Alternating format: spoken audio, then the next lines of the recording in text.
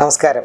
കഴിഞ്ഞ 30 വർഷമായിട്ട് കൃത്യമായി പറഞ്ഞാൽ ഏതാണ്ട് 1994 മുതൽ കൊച്ചിയിലെ റെസിഡൻഷ്യൽ റിയൽ എസ്റ്റേറ്റ് രംഗവുമായിട്ട് ബന്ധപ്പെട്ട് പ്രവർത്തിക്കുന്ന ഒരാളാണ് ഞാൻ.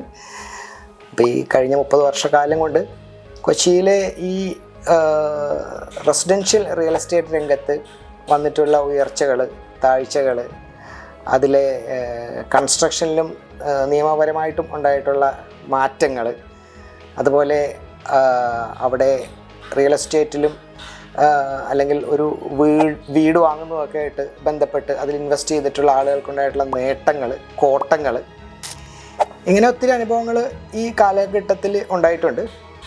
അപ്പോൾ ഇതെല്ലാം ഇനി ഭാവിയിലേക്ക് ഒരു വീടോ പ്രോപ്പർട്ടിയോ വാങ്ങിക്കാനോ അല്ലെങ്കിൽ ഒരു ഇൻവെസ്റ്റ്മെൻ്റായിട്ട് ഉദ്ദേശിക്കുന്ന ആളുകളുടെ അവർക്ക് ഉപകാരപ്പെടുന്ന ഒരു രീതിയിലേക്ക് വരണം എന്നുള്ളൊരു ഉദ്ദേശത്തിലാണ് ഈ ഒരു വീഡിയോ സീരീസ് ചെയ്യുന്നത്.